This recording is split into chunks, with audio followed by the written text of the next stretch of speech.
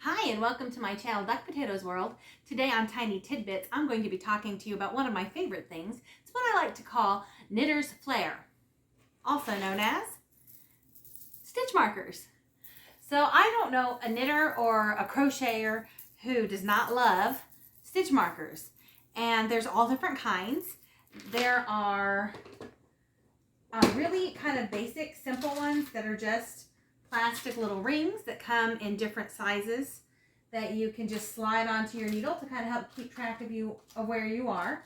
There are the light bulb stitch marker kind where you can get all sorts of sets in all sorts of colors to help track and count things with stitch markers. There are little plastic lock looking ones that people have. I don't think I have any of those with me, but they're come in all kinds of. Here's some that are just plastic loops that attach and unattach. They come in different colors. But the ones that everybody loves to talk about are the ones that you can get in all kinds of different, just different things. Like I've got ones that are made out of recycled needles and buttons and beads, and 3D printed ones and bits of leather and shrinky dinks. That's a very popular one. People make them out of shrinky dinks. I've got ones that are made out of paper beads. Just all kinds of stitch markers. And they are so much fun. I love to collect them. I have just the funniest bit of feeling of joy every time I get a new stitch marker. And I don't even know how many of them. Literally, I should put it in the fair as a collection. I have a ton. But I am going to talk to you about what my favorite ones are, concerns that I have when selecting stitch markers for a project, or how I select stitch markers for a project, and also some kind of free advice on what sorts of things you might want to avoid. So for starters, for basic stitch markers that are just plain Jane and just helping me count, my all-time favorite ones are little hexagon stitch markers. I have two sizes. And I have two colors.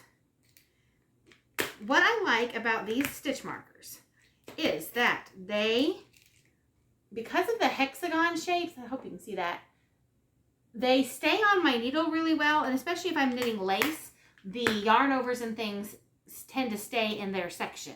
So I love these as just basic lace knitting stitch markers. And when I'm knitting sweaters and counting decreases, my number one favorite stitch markers are the colored light bulbs, so I can assign different decreases and increases or row counts a color and stick with that. What I like to use if I'm just trying to mark the beginning of the row, or if I only have a few sections I want to mark off, that's when I start to have fun with all my different unique ones. But I promised in a previous video that I would tell you about the evil lizard. So this is my story about the evil lizard. The evil lizard was a stitch marker. Some of you who've watched some of my episodes will probably have seen him before. Here he is. He was marking my progress on my bright axis tee. And you think to yourself, what's so evil about a little lizard? He's awfully cute, and he is awfully cute. But here's the thing I'm going to tell you about stitch markers and where you need to be careful. I was wearing this cowl while I was knitting that bright axis tee. This little guy was attached to my bright axis tee, keeping track of something for me, and he grabbed on to my cowl. And when I went to move my knitting, he took a huge loop of yarn with him, and I had to spend about 20 minutes fixing the tension on a pulled out string of yarn. So one thing to keep in mind when picking a stitch marker for a project is watch out for all those little pointy ends, because they can really wreak havoc on either the project you're knitting or knitwear that you might have on your person. I had a similar problem, but not quite as severe with this one. That little antenna kept catching. But when I am picking out stitch markers for a project, I'll do a couple of different things. Sometimes I'll match the stitch marker to the project. Maybe it's the same color or somehow makes me think of that project. Sometimes I'll match it to the season. If it's fall, I might pick a leaf or an owl or something that makes me think of the fall. If it's spring, I might want to use a flower. If it's, close to Thanksgiving, I might use a turkey. If it's close to Christmas, I might use a Christmas tree or just whatever is going on. I have a special stitch marker that I like to use for my husband's things. That is a charm that has our initials on it.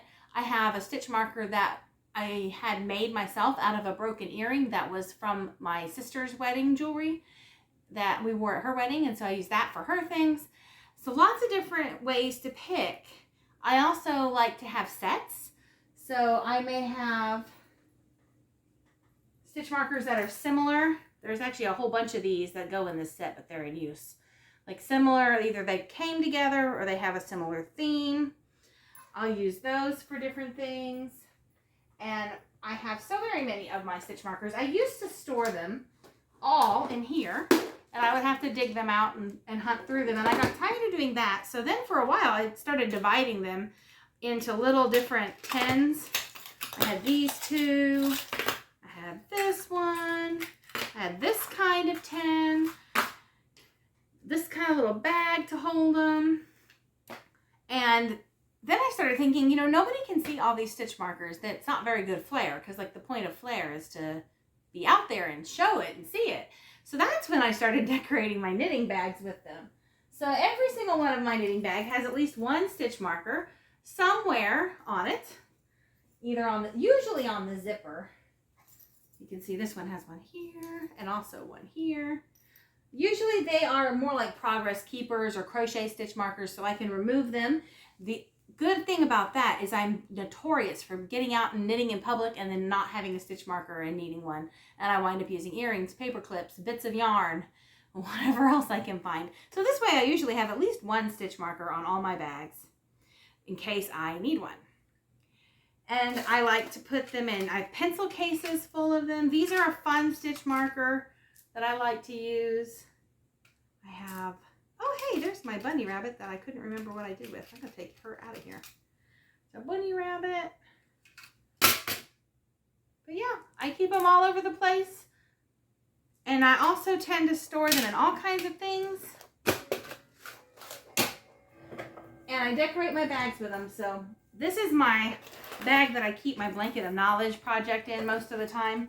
And I have all of my Blanket of Knowledge stitch markers. All the ones I got from Hot Spring Fiber Company are on here. Or not, or most of them anyway. So that's what I do with them. I like to use them as decoration. They are a lot of fun.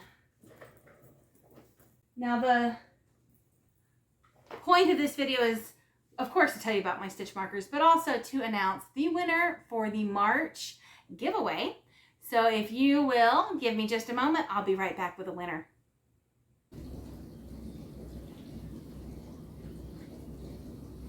Here we go.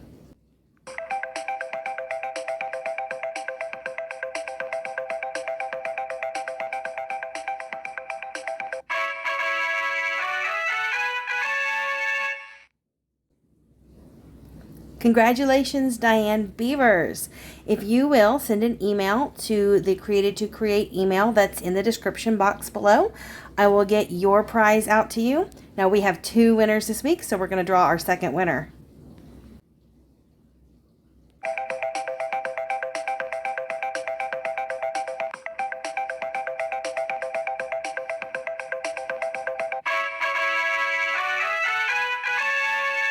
All right, and congratulations to Evelyn Oxner, our second winner.